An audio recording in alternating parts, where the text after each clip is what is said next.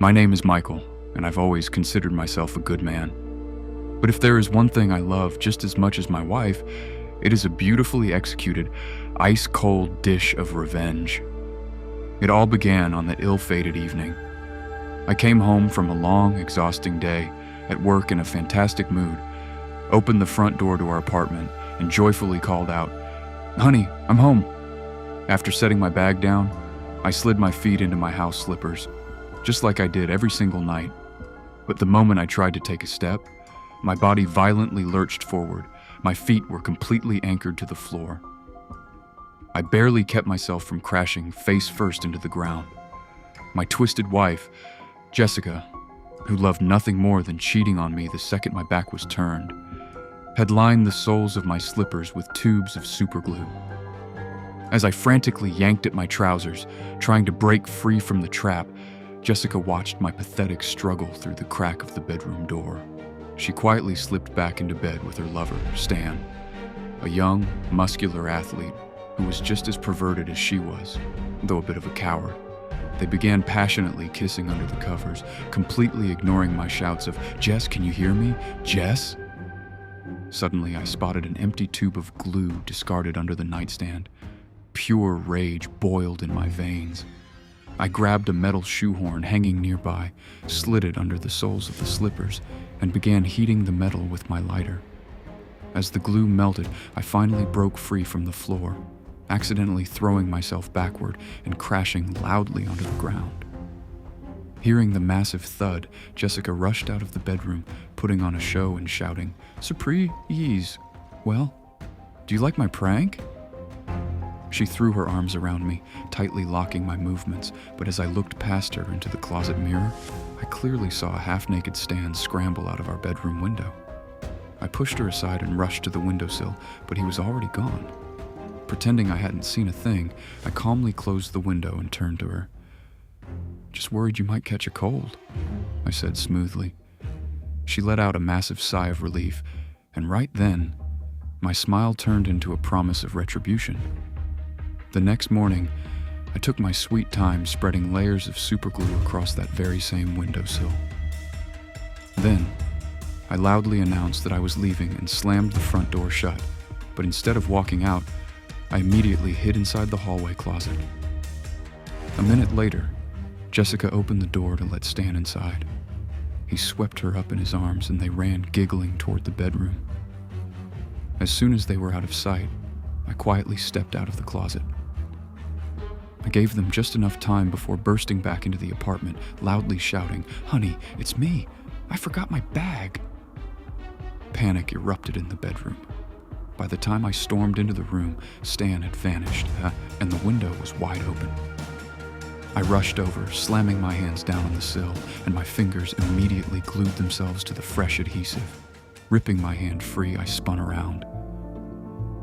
"Where is he? Your lover," I screamed. Jessica played dumb, acting offended.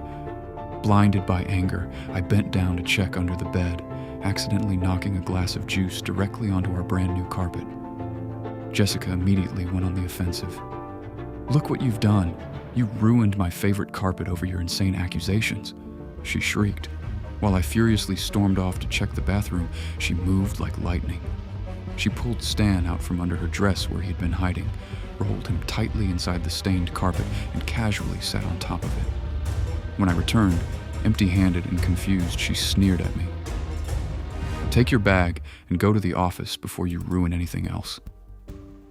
Defeated, I turned to leave, but out of sheer frustration, I kicked the rolled-up carpet on my way out. A faint, muffled groan echoed from the fabric. I froze. Bending down, I pressed my ear to the wool and heard Stan's heavy, suffocating breathing. A wicked smile spread across my face. "You know what, dear?" I said, turning back to her. "How about I take this carpet to the cleaners myself right now?" Jessica's face went pale, and she began to stammer that she would just call a service, but I already grabbed one end. She had no choice but to grab the other. We hauled the heavy, human-stuffed carpet out to the stairwell. I made sure to slam it against every single door frame on the way, before accidentally letting go of my end. The carpet crashed heavily onto the concrete floor, I planted my foot firmly on top of it, shoving it right to the edge of the stairs.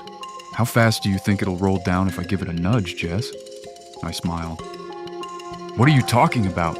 Remove your foot, she screamed hysterically. I'm giving you one last chance. Trust me, he's not going to enjoy this ride, I replied, tilting the carpet over the first step. Her nerves completely shattered. All right, I admit it, she yelled, her voice echoing through the entire building. I'm cheating on you. I'm sleeping with another man. Please, just let him go. Well, since you asked nicely, I said coldly, and took my foot off. The carpet lost its balance, flipped over, and went tumbling violently down the entire flight of stairs, crashing brutally into the concrete wall at the bottom. Jessica shrieked, running down the steps to unroll the fabric and free a battered, dizzy Stan. Why did you do that? She screamed up at me in a fury. To get this, I said, holding up a voice recorder. I pressed play, and her own voice boomed out. All right, I admit it. I'm cheating on you. I'm sleeping with another man. Jessica froze in absolute horror. I'm filing for divorce tomorrow, I announced with immense satisfaction, and I'll make sure this dirty carpet is the only thing you keep from our marriage. By the way, was he really worth it? I stepped back into the apartment and slammed the door shut. Down below, Jessica turned to look at Stan, who was still shaking his head from the concussion, giving her a completely blank, idiotic smile. A look of pure, utter disgust washed over her face. My revenge was absolute.